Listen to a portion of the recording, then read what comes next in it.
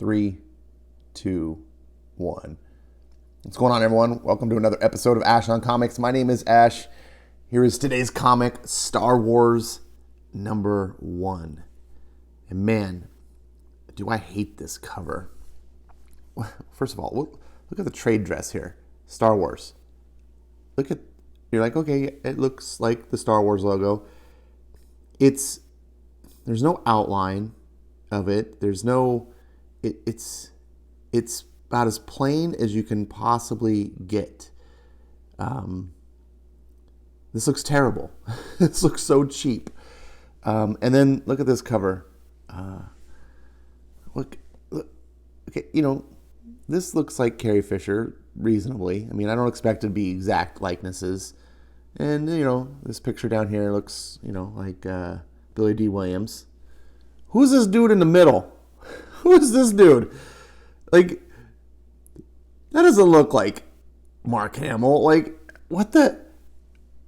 what's up with the colors? I guess maybe they're trying to emulate the original Empire Strikes Back movie poster. It kind of had that weird pink and bluish palette. I don't know. I just feel like this is sloppy. Just put some characters around in a collage type thing. And I just feel it looks like a bad cartoon. The Luke Skywalker in the middle just looks terrible.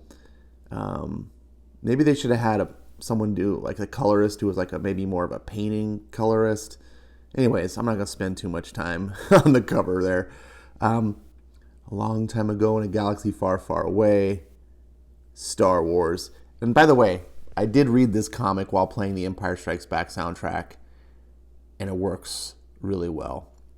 The key, of course, is, I did the whole shebang.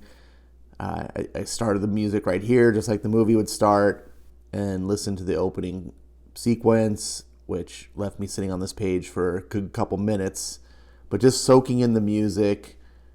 I really did. I was trying to get in the experience. I'm a big Star Wars fan. And then as the music dies down, it's a crawl, and normally it would pan down to Hoth. We kicked over to here. And this is where this book starts off, and we see the flashback to Luke fighting Darth Vader, his father. And we know, I am your father. And this is a really awkward place for Stan's soapbox. Don't make me destroy you. Join me. I am your father. And, you get the deal. He's just having flashbacks and memories, losing his hand. And this whole sequence is really, really well done. This is like in Luke's head. He just keeps hearing this over and over in these scenes, and he's been traumatized. And then we cut to Luke on the Millennium Falcon, and I dug this. I was like, I'm in. I like this. Seeing Luke there with the little thing on his hand. It is your destiny. And you can just see he's always thinking about Han. We can't go after Han Solo. And this is where we see now Lando is arguing with Wookiee. Maybe you forgot already, Chewbacca, but Boba Fett has Han. And so they're getting an argument about how, they can't chase Slave One. Honestly, we're lucky he got away. Fett's flying Slave One. Maybe we could have caught him before he went to Lightspeed. I mean, this is the Millennium Falcon. But then what? Blast him out of the sky? Iffy. And even if we pulled it off, that'd have been the end of our old buddy Han. Okay, your old buddy. He was my friend too, though, back in the day. Not anymore. Come on, you act like I had a choice in all this. Oh, you made your choice, Lando, and we all saw you do it. So did you, Princess. We missed our chance to get Boba Fett because you decided to go back to Cloud City for him. What makes him so important to anyone? His name is Luke Skywalker, Lando. He destroyed the Death Star. And again, I was just in. I was like, man, this is like right back. This is like the end. Not even at the end of Empire yet. This is still before. If you remember, this is after they leave Cloud City, but it doesn't get to that end scene where they're going to plan to rescue Han Solo. So this all happens before that. And so Lando, sorry, I'll say Lando, he's like, no wonder Darth Vader wanted him so badly. And then we get a nice little funny sequence of C-3PO, where Lando's like, look, we all lost a lot today. You lost a friend. I lost an entire city. A lot of people I care about back on Bespin, you know. I lost my arms and legs. I was nearly blown apart. And then we're just looking at him. Oh, well, for a bit. I can't do a C-3PO voice, but I'm sure you all get the impression there. Lando's like, look, I know Boba Fett may have got away, but I know where he's going to be taken. And then Luke kind of comes out of his stupor, if you will, and he's just like, Han, where's Han? What are you talking about? And Leia has to break the news to him, and Luke explains how he's reached out with the Force to Ben, but Ben didn't answer, and Leia has to reassure him, and we get some nice touching moments, and this all feels like Star Wars that we know and love. I really liked it. I like that the artist was able to capture the looks of the characters. Some people say they don't really like the sort of photorealistic faces. I don't think these are photorealistic. I definitely think there was probably some tracing going on here and there, but I think, for me at least, in a book like this, where it's about the character drama and it's about these characters that are so iconic to me, seeing them at least look like I know and love and remember, and just especially things like Princess Leia's eyes. Carrie Fisher was so expressive, in her eyes, and for the artist to sort of capture that part of Princess Leia makes me feel, I don't want to say it makes me feel good, but I'm like, I was like, yes, I feel like I'm back with these characters that I love. And this part was all fantastic. I was like, wow, this book is really good. I think I might have to be all on board, until I got to here. And I was like, so we're at the mid-rim rendezvous point Delta 3, Rebel Fleet 4th Division. And it's like, this is the Alliance frigate Traverix. Propulsion is down. Life support is failing. Requesting any available fighters to guard our evac. Target acquired. Target destroyed. We're taking heavy damage. So we get this big battle scene.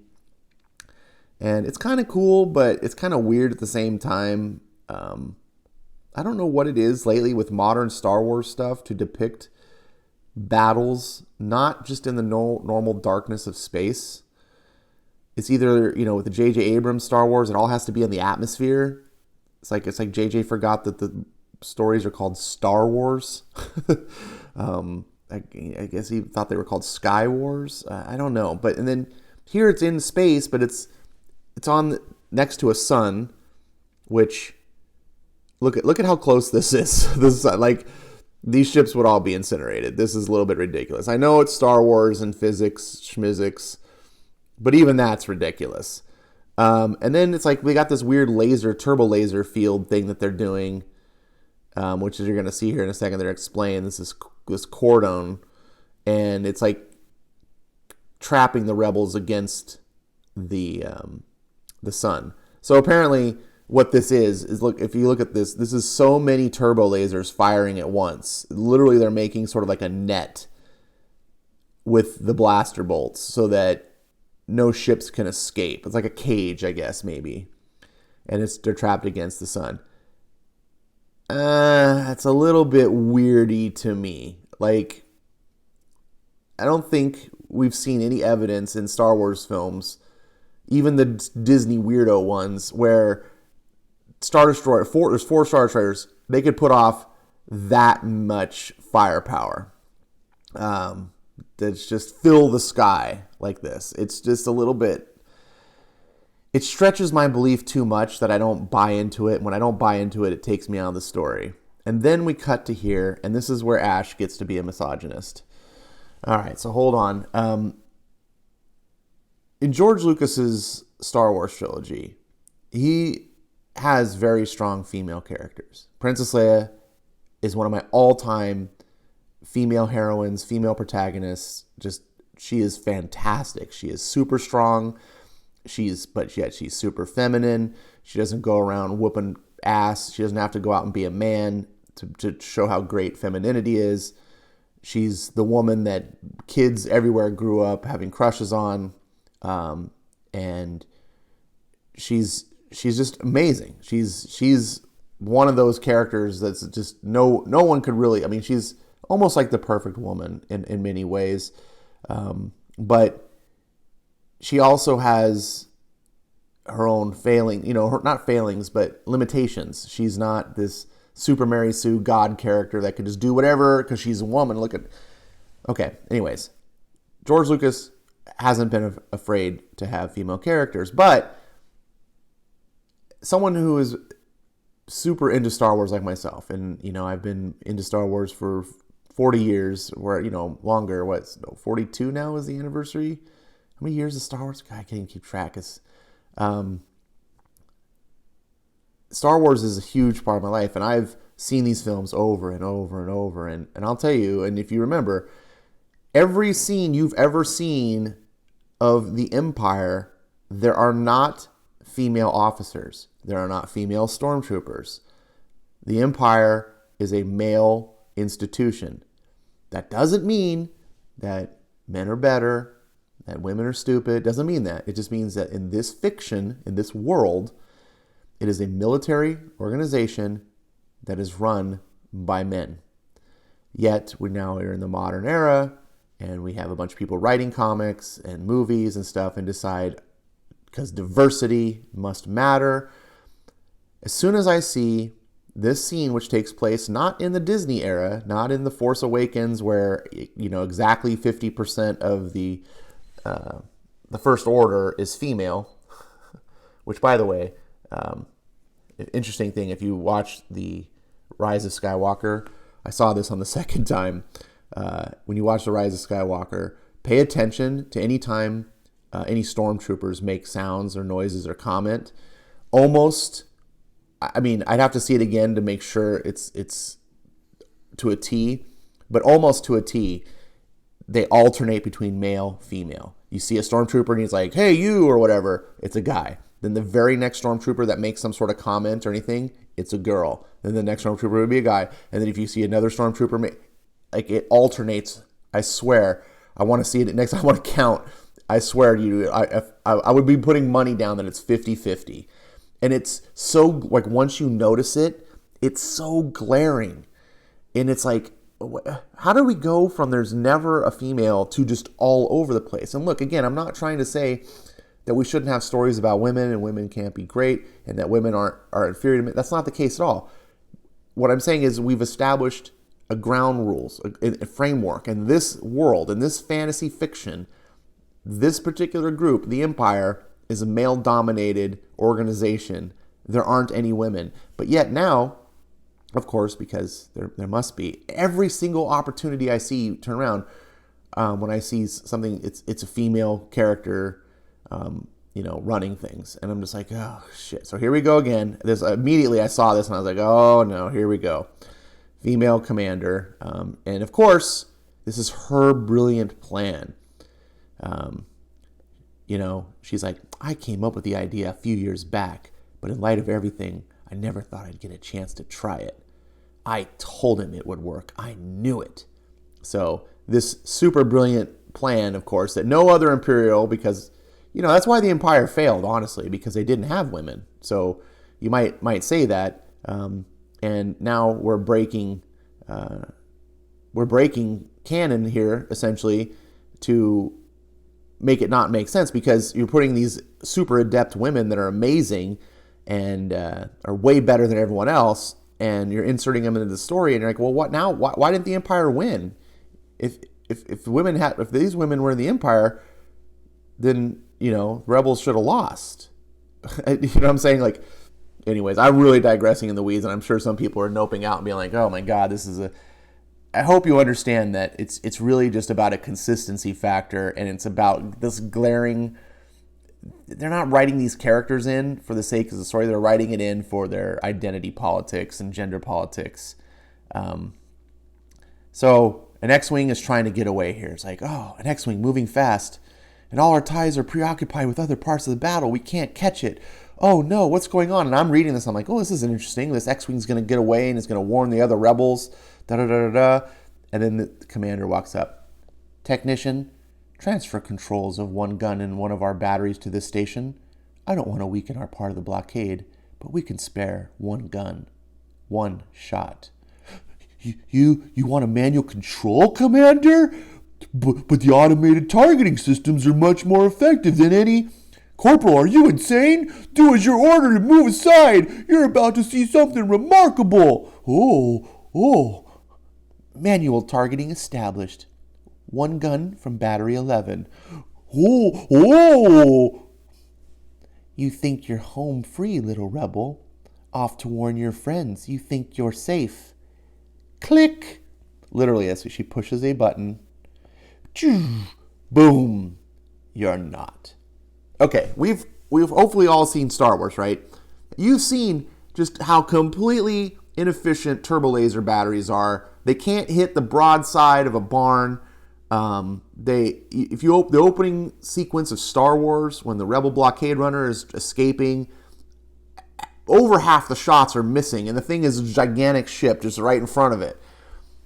The running joke is that stormtroopers can't shoot shit. It's just part of the aesthetic of Star Wars, because it's more interesting when not every shot is a precise blow. It's like, look, shots are missing. Ooh, something hit. Ooh.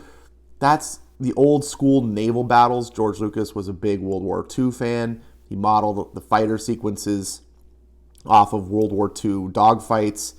We could presume that the capital ship battles were a little bit more like battleship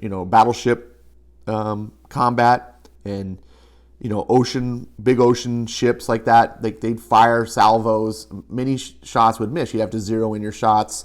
Turbo lasers obviously look like this type of guns. It's all part of it's an aesthetic. But of course, we get the one woman commander.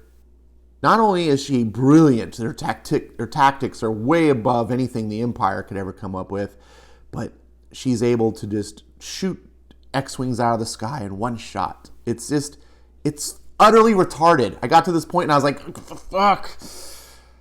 I hate space battles. And so then we get this group of aliens. Well, there's a couple aliens. And this is another thing that kind of threw me out too, because I was like, the Rebels didn't have there's a lot of aliens in Star Wars, but the Rebels were mostly a human outfit, except, when they got the calamari to join them and stuff. Being on the blockade, I don't know. So here we get Poe Dameron's father, who looks way out of place in Star Wars. This is the artist's fault, I think. He looks like a dude who's like right out of the 21st century, his styling, and I don't know, it just made me not fit. And I was like, Star Wars, of course, looks the way it did because it was created in the 70s and the early 80s. And it had a certain visual style. And when you mix like the modern look, it stands out to me. So, of course, we get another powerful, super awesome, badass woman who is Poe Dameron's mother. She's an A-Wing pilot, apparently. And, yeah, of course, she's amazing because every woman is super amazing. And Poe Dameron, of course, is the man. He just sits there and... Sorry, that's not Poe Dameron. His father, I had to sit back and watch. And, of course, they're just actually tools to introduce the Millennium Falcon, because that's where we get this scene here.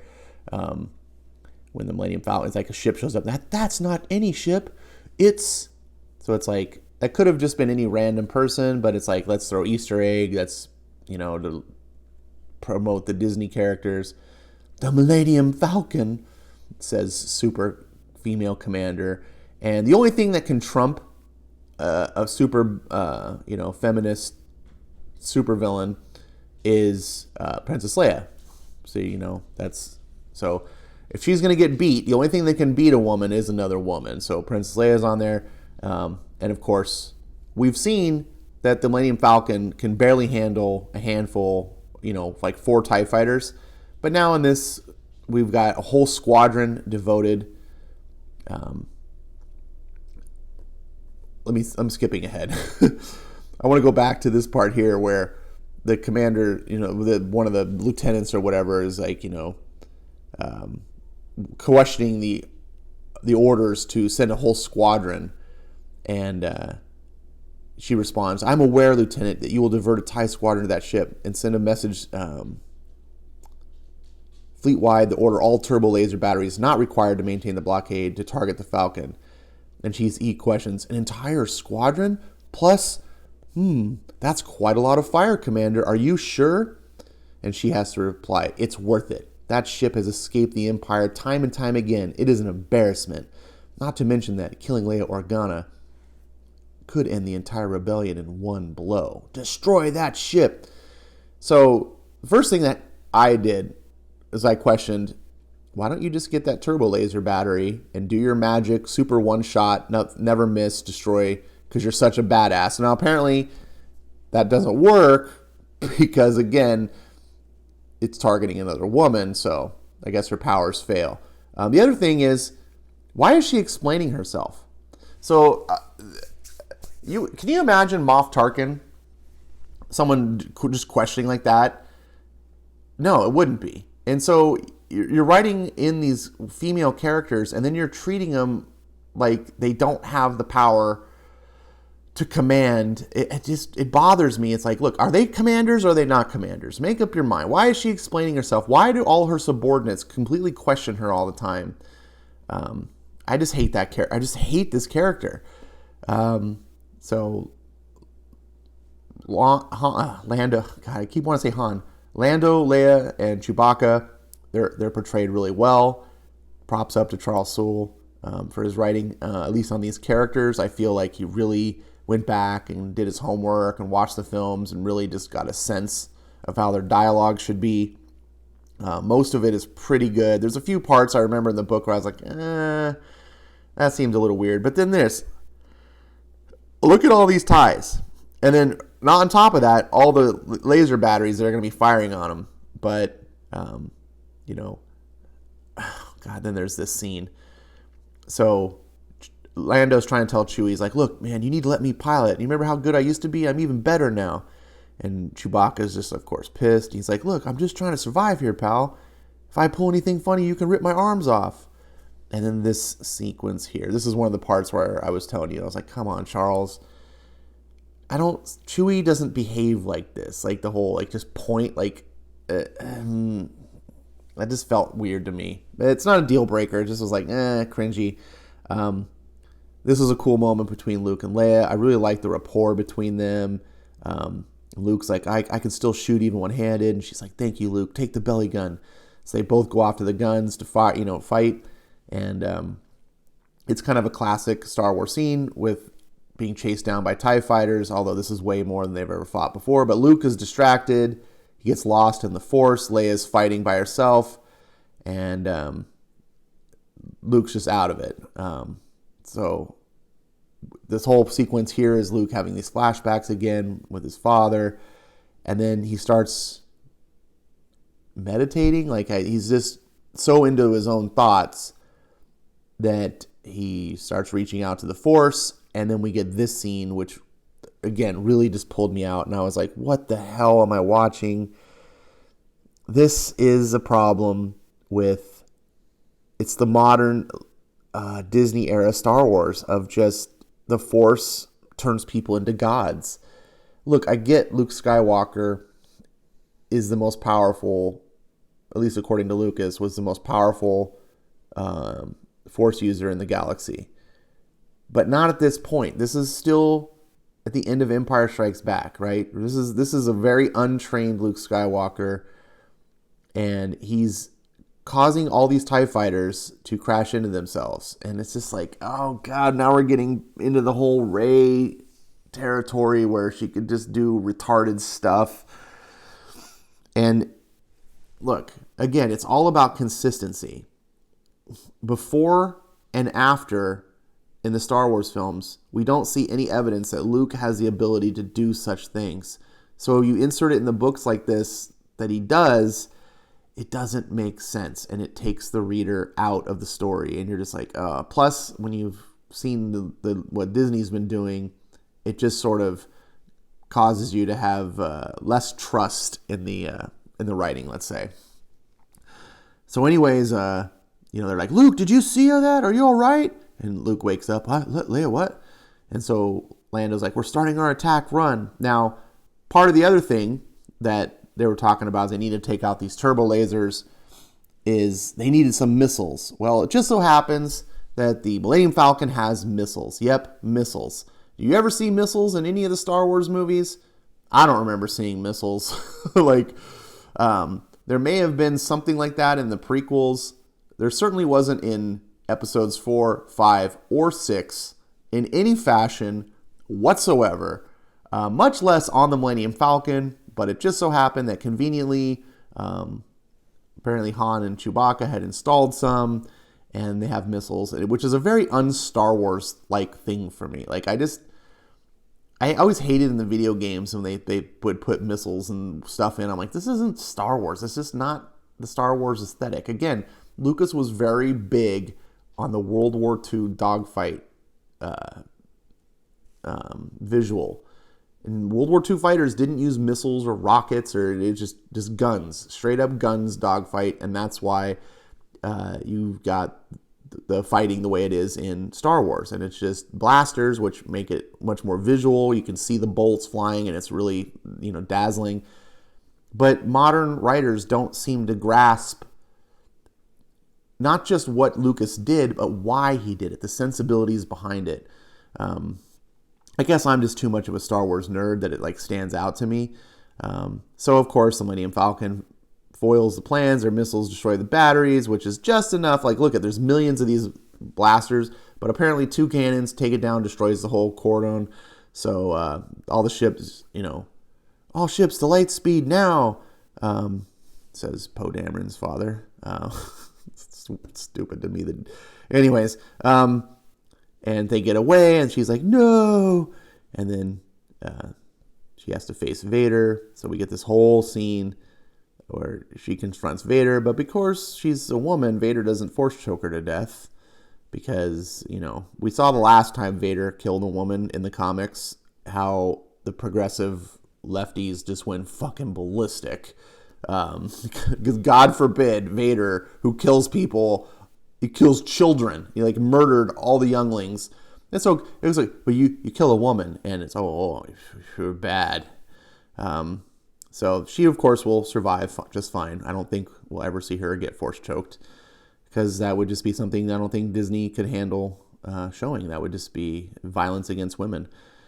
So again, Disney's writing themselves into a corner. I don't know how you're going to do this. It's much easier if you just let the Empire be all men. They're the bad guys after all, so it doesn't have to be equal representation, right? If you're a reader and go, that's misogynist, well, they're the bad guys. Good. They're supposed to have bad qualities. Let them be. They're supposed to be racist, misogynist. They're evil. Why are we trying to ascribe positive qualities to them? I don't get it. Well, I do, because progressives actually idolize the villains, but so they talk about that the Empire's broken the codes and this whole thing, and that's why the yada yada. It was an interesting story. When he got back to this part, I was like, okay, I'm back into Star Wars. What the hell is this haircut, though? I'm sorry. I keep getting distracted by this guy because he just doesn't fit in. He doesn't feel like a Star Wars character. That's nearly the end of this book. Luke is having a moment where he's in his own thoughts, and he's trying to reach out to Master Yoda. And he's got this, he reaches out again with the Force, and it cracks the glass. And R2 is like, ooh, and he's like, oh, you're right, R2, I'm sorry. He's just not easy right now.